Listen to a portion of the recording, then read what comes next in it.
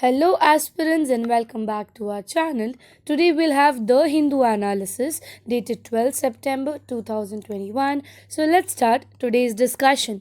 The first article, there are three different articles which can be classified into inventions or the different discoveries that are made recently, which are given in today's The Hindu newspaper. The first one is the igneous moth. You can see here moth. It states that there was a study that was published in the current biology. There's a proper book or article that was released in this current biology which state that the silk moths, which moths, the properly silk moths actually have there is a, we can say, there is a sound that are more sharp, which have been reflected by the wings of moth. So the wingtips of some of the silk moth reflect sounds more sharply than the rest of the wings. So the sharpness of the moth wings sometimes reflects some sounds, which are basically the silk moth. Why it is said? Because it is also said the bats are more of time attracted towards this moth because of the sound that it produces. So it is a type of discovery that is made recently by them. So that throws a light on the anti-radiant architecture of the body.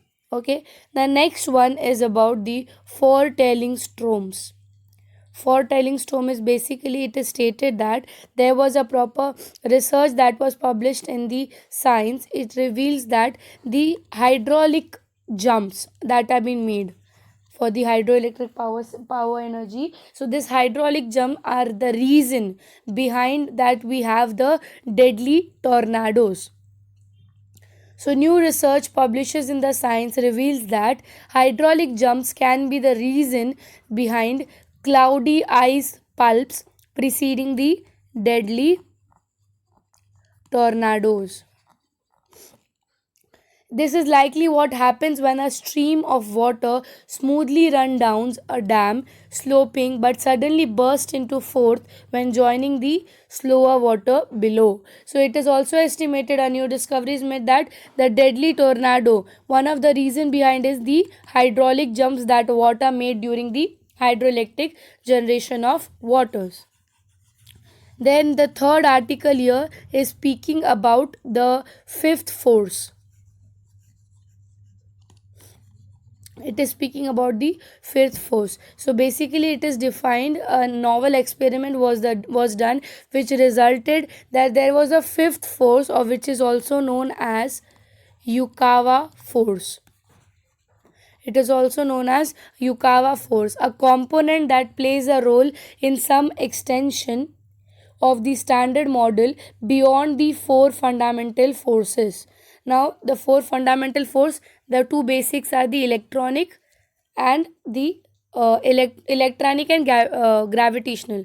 So, weak electronic, strong electronic, weak gravitational forces, strong gravitational forces, and the fifth one is the Yukawa force that has been discovered recently. So these are three things that you should remember from prelims point of view: the sound of the sharp wings, the reason for tornadoes, and the fifth fourth. Now we'll move to the next article. The next article states sheltered vultures now a home with nature. So, speaking of this article's background, it is speaking that there was currently a research or currently experiment done which showed actually a positive result for us for conserving the vultures in India. So, we'll see in this article what are the things that are referred. New lease of life for the birds bring hope for the conservationists or the environments. What happened? So they released a number of birds with having a proper that tracking system on their back and a yellow tap on their back so that they can track the vultures where they were going, and it showed a positive result showing the increase in the population or increase in their numbers. So we'll see according to the article. First thing in it actually started from October. October 2020. So in October 2020, eight critically endangered Oriental white-backed vulture, Oriental white-backed vultures, oriented white back vultures, eight vultures were released into the wild for the first time in India by from this Jatayu Conservation and Breeding Center. This Jatayu Conservation and Breeding Center, it is properly in Himachal Pradesh. Sorry, proper in Haryana. Sorry. So this place or this conservation center basically is in at the Bhir Shikhaghar Wildlife Sanctuary. The Bhir Shikhaghar Wildlife Sanctuary is at the Shivalik ranges of Himalaya, proper the foothills of Haryana, Pinjore. So from this national this sorry from this wildlife sanctuary, eight vultures were released into wild, means opened up. So it showed that they blended well with the untamed habitat. So it showed कि ये जो tamed vultures थे, जो पाले हुए vultures थे, इनको जब छोड़ा गया, सो जो बाकी के वल्चर्स मिले उनसे ये लोग कोप अप करने पे सक्सेसफुल थे. They were able to been close और been mixed up with them. ठीक है. दूसरा चीज़ क्या बताया इसमें कि ये जो वल्चर्स हैं जिनको रिलीज़ किया गया था, ये कोई माइग्रेटिव वल्चर्स नहीं है. ठीक है. They are not the migrative vultures but the proper resident of Indian vulture. So उस पॉइंट ऑफ व्यू से इंडियन ओरिजिन के वल्चर है तो हमारे लिए वल्चर इंपॉर्टेंट हो जाते हैं. So this largely stay within the radius of 50 to 100 kilometers of the breeding center. ये लोग को जब छोड़ा गया तो it was noticed कि breeding center मतलब ये जो जगह था उनका वाइल्ड लाइफ सेंचुरी से 50 से 100 किलोमीटर्स के बीच में ये लोग घूमते रहे. और ये आठों के अंदर जो है प्रॉपर सैटेलाइट ट्रैकिंग सिस्टम दिया गया था और एक ऑरेंज कलर का विग टैग दिया गया था इनके बैक पे. ठीक है. So that they will be identified and monitored. Then they have been bred in captivity, so they will gradually adjust the wild. And जब इनको छोड़ा गया तो ये चीज़ देखा गया कुछ दिन के बाद they were very good और they were so well हम बोल सकते हैं कि adaptive in the nature that they started flying at a very high range. Usually होता है जब the vultures are not adaptive तो they don't fly at a very high range. तो flying in a high rate shows कि they are happy in their environment and they are gradually adapting that environment. So it was said that it shown the result that they flied very high and they managed to locate waters by vultures were able to do this. Then उसके बाद next आता है encouraging science. Encouraging science की अगर इसमें बात करें सो ये जो वल्चर्स हैं जैसे कि हिमालयन ग्रिफन्स है, ये सब क्या है मतलब क्यों एनकरेजिंग साइंस हम बोल रहे हैं क्योंकि they are able to fly at a very high rate, they are able to locate the waters, they are able to adapt in the environment. ठीक है. जो फिर अनटैम्ड हैबिटेंट है उनके साथ मिक्सअप हो पा रहे हैं. तो ये सब सिम्बल्स हमें एक एनकरेजिंग साइंस दे रहे हैं so that we can conserve their vultures और देयर पॉपुलेशन. अब टोटल अगर हम बात करें इन टोटल 378 वल्चर्स जो हैं तीन अलग अलग स्पीशीज़ के टोटल 378 वल्चर्स जो हैं सेंटर्स पे रखे गए थे. ठीक है. उसमें से 131 जो है वो हमारे ये वाले हैं जिनको रिलीज़ किया गया, मतलब 131 में से 8 रिलीज़ किया गया था oriental wild back vulture. Then 195 जो है 195 वाई लॉन्ग बिल्ड वल्चर्स थे और 52 जो थे वो स्लेंडर्ड बिल वल्चर्स थे. सो हमारे जो नेशनल पार्क है जो सेंचुरी वहाँ पे 378 वल्चर्स हैं तीन स्पीशीज़ के. एक हमारा ये वाइट बैक्ड, दूसरा हमारा जो है लॉन्ग बिल्ड और तीसरा जो है वो हमारा है स्लेंडर्ड बिल. ठीक है. तो ये जो वाइट बैक्ड है इसमें से 8 लोगों को रिलीज़ किया गया था अक्टूबर में to see the results. So the founder stock of the birds at the center was collected from the various states Haryana, Assam, Rajasthan, Gujarat, Madhya Pradesh, Maharashtra to maintain the genetic diversity. And then in 2016, the center released 2 Himalayan griffon vultures bred in captivity for 10 years into wild. तो ये लोग ने और एक species को भी release किया था टू सी कि क्या डेवलपमेंट है। One of the bird could be monitored for 45 days. क्यों हम बोलते हैं ये इनकरेजिंग साइन है? क्यों जब ये जो बर्ड्स थे हिमालयन ग्रिफिन वल्चर्स, इनको 2016 में दो ऐसे हिमालयन ग्रिफिन वल्चर्स को छोड़ा गया था टू सी कि क्या डेवलपमेंट है। तो उसमें से एक जो था उनको सिर्फ 45 डेज तक वो लोग टेम कर पाए या ट्रैक कर पाए कि ये लोग कहाँ कहाँ जा रहे हैं। उसके बाद they were not able to do. Why हम बोल सकते हैं? बिकॉज दिस बर्ड स्टार्टेड और this vulture started flying very high. ठीक है, एट अ रेंज ऑफ, उस रेंज के बाद आप उसको ट्रैक नहीं कर पा रहे हो, तो that is also a good symbol for us. ठीक है, बिकॉज इनको रिलीज करने बाद मतलब they are good, they are happy in the environment and therefore they are being to adapt that it. One of the very common vultures are on the verge of extinctions in India. Once it was done. एक बार ये भी बताया जाता है कि हमारे पास सिर्फ India की एस्टिमेशन अगर देखें, India had 40 million vultures at a time. ठीक है, फिर उसके बाद धीरे धीरे देखा 90s के बाद there were drop by 97% of the vultures population in India, जिसमें भी जो हमारे वाइट बैक वल्चर्स है उसमें 99% ऑफ द एक्सटिंक्शंस आ चुकी थी, 99.9% का। So it has been established that vultures population was declined by the voluntary usage of diclofenac. Diclofenac का नाम हमने देखा था कि गाय को खिलाया जाता है फॉर पेन किलिंग, मतलब पेन किलर का काम करता है डाइक्लोफेनिक। वही डाइक्लोफेनिक खाने की वजह से वल्चर्स की मौत होती है, बिकॉज वो उनके डाइजेस्टिव सिस्टम का पार्ट नहीं है। ये रीजंस हमने पढ़े थे। So that was one of the very big reasons the decrease in the population of vulture. Navjeet Singh, Secretary of Non-Profit Avian Habitat and Wetland Society, said key reason behind the use of diclofenac is the fact that it is very low cost drug.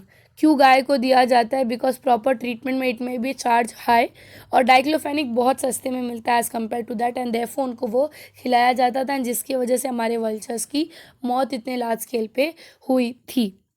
सो अभी जो experiments हुए, it is actually showing कि हमारा vultures का population increase हो सकता है। They are been adaptive in nature, and let's see आगे कितना पॉपुलेशन हम कंजर्व कर पाते हैं वल्चर का। Now will move to the next article. The next article states that why is Nipah return in India cause of concern. ठीक है, so Nipah virus के रिलेटेड कुछ दिन पहले भी हमने पढ़ा था, वापस से कुछ चीज़ें रिवाइज कर लेंगे इसमें जो उन्होंने दी है निपा वायरस के रिलेटेड।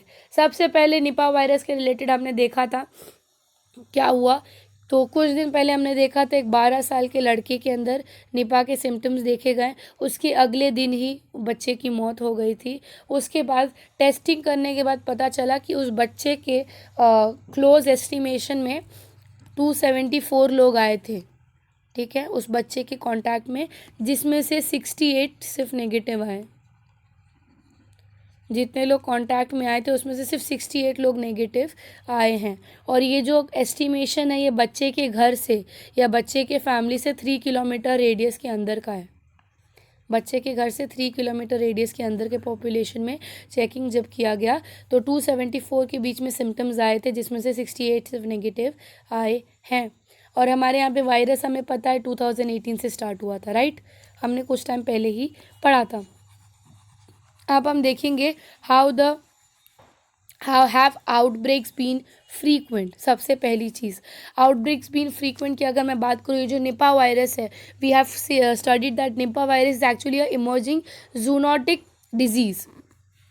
ठीक है, अगर मेरा बोलना है कि जूनोटिक डिजीज़ का मतलब क्या होता है? ऐसे जर्म्स हैं, ये ऐसे वायरस हैं which can be transfer between humans and animals and human के बीच में ये ट्रांसमिट हो सकता है, and therefore it is known as zoonotic disease. इसके लिए निपा वायरस ये बोला जाता है, इट इज़ एन इमर्जिंग, अभी बहुत ज़्यादा लार्ज स्केल पे है ये जूनोटिक डिजीज़। ठीक है, और ये फर्स्ट टाइम हमने पढ़ा था, first time it was release, या फर्स्ट टाइम इसका जो स्प्रेड था वो मलेशिया एंड सिंगापुर में हुआ था। हमने देखा था टोटल एस्टिमेशन था कि मलेशिया सिंगापुर में 276 केसेस ऐसे आए थे between 1998 and 1999, Malaysia and Singapore.